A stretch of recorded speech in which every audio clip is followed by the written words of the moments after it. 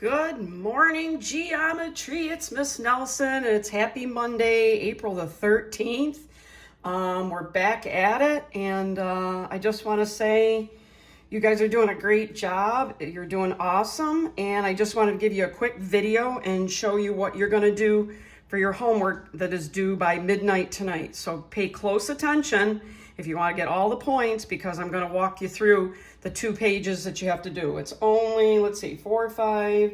There's only 5 questions you have to do, and I'm going to do 2 of them with you. So first part of the assignment is page 15. You're going to do number 60 and just do the question.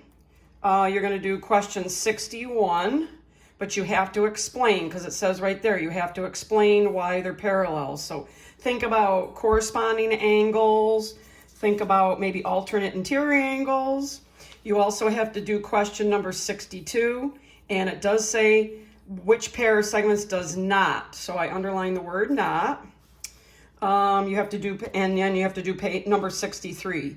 And I've given you a hint here. The equation of the line, they want the equation of the line. There's choices down here, but it has to be parallel to MN. So just remember, parallel means equal slopes. So do all the questions on this page. So there's 1, 2, 3, 4, okay? Then, right now, we are going to do question number 64. We're going to do that one together, and we're going to do 66 together, and then you have to do 67. So 67, you have to explain it. Even though it's partial, multiple choice, you have to explain it. Now, the hint I'm giving you on 67 is to use point slope form. Okay, and if you don't remember what that is, look it up. You can look it up. You can use your notes, obviously, okay? But I'm going to do 64 and 66 right now with you. So I want you to copy them into your notes, into your blue packet. So make sure you have your blue packet, obviously. Go grab it. Pause the video if you need to. What's nice about the video is, like I said, you can pause this, and you can come back later and you can check it out. Okay, so we're going to do 64 together. Okay.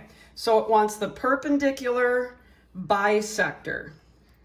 Perpendicular bisector. So underline that. So perpendicular means the slopes are negative reciprocals. That's what perpendicular means. So slopes are negative reciprocals, means that we flip it over and we negate it. So let's go ahead and find the slope of this line.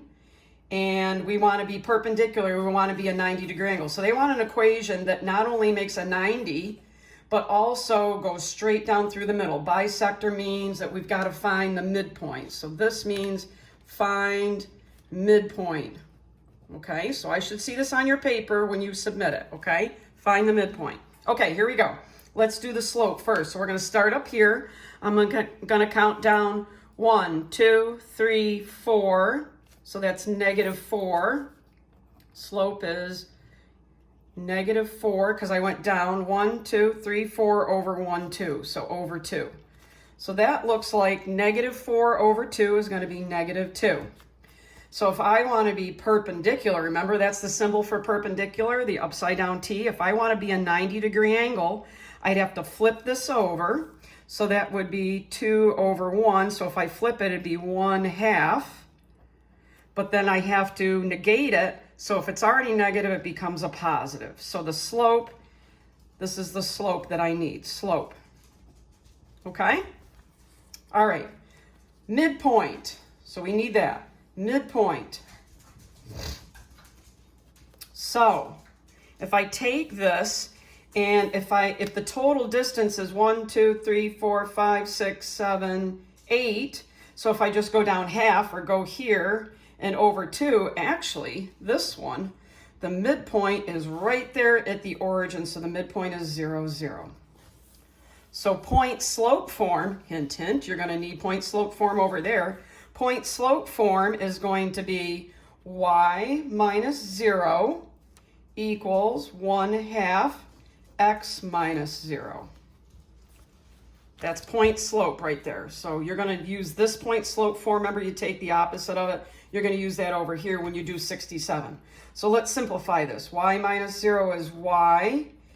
x times minus 0 is x, so it's 1/2 x. So that's the equation I'm looking for. But I've got to go look over here. None of these look like this right here.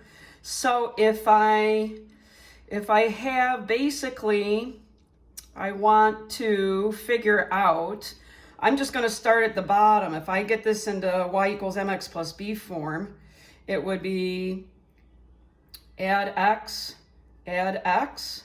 so it'd be 2y equals x. If I try and choice 4, divide by 2, divide by 2. So believe it or not, y equals x over 2 is the same as y equals 1/2 x. So it is choice 4. So number 64 is choice 4, okay? Little weird with the zeros here. We never did one with the zeros, but that's okay. All right, let's do 66.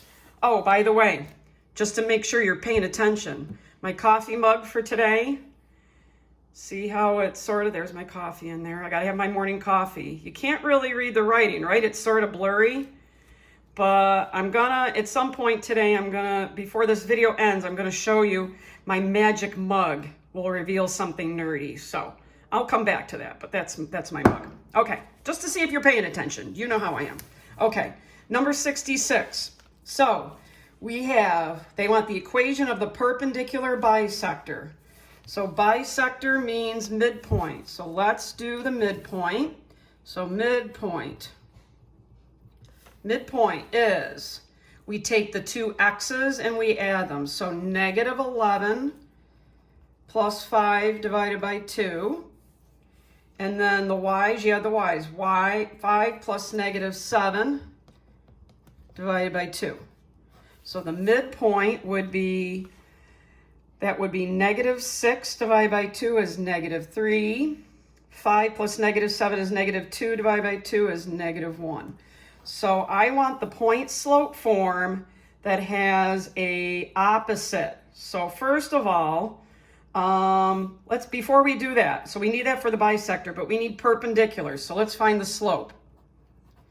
So the slope is y2 minus y1. So that'd be 5 minus negative 7 over negative 11 minus 5. So that's going to be minus, a minus is plus. So it's going to be 12 over negative 16, right? So that simplifies to what? 12 over 16 is going to be negative 3/4. Okay? So if I want to be perpendicular, to negative 3/4, I got to flip this over and I got to negate it. So if I flip this over, it becomes 4/3, take the negative out. So I'm looking for a slope of 4/3. Well, this has 4/3 and this has 4/3. So get rid of 2 and get rid of 4. So it's either this one with a 4/3 or this one. Now, we take the midpoint, and remember, when you put it into point slope form, remember, you're going to have to use that for 67. You take the opposite of the sign. So if this is a minus 3, it becomes plus 3. That minus 1 becomes plus 1, so it's choice 1. Okay? So you're going to do 67, and you got to copy these down and show them to me when you submit your assignment. You got to do 67, use the point slope form, and you have to do all of page 15. And in page 15, you do have to explain number 61, and there is a hint for number 63. Okay, what about the mug? Well, it's heat sensitive, so if I reveal it, so let me turn on the water here, get some hot water going. I don't know if you can sort of see, and we missed this, unfortunately. Last day we were in school was March 13th, so the very next day it was March 14th, which is Pi Day. I got out my trusty mug here, so if I run it under the water,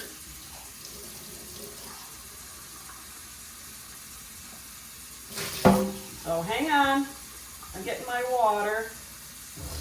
And yes, those are cans. I've got my phone propped up with my cans. I don't know if you can see it. Let's see. I don't know if you can see it yet. Hang on, I'm getting there.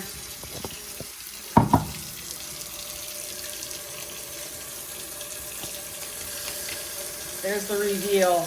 I don't know if you can see it. It's getting, yeah. Maybe I'll run it under the water. Here we go. There you go. There it is. The best pie day of the century was March 14th, 2015. That's my secret mug. All right, guys. Have a good day. Have a good one. Do a good job on this assignment.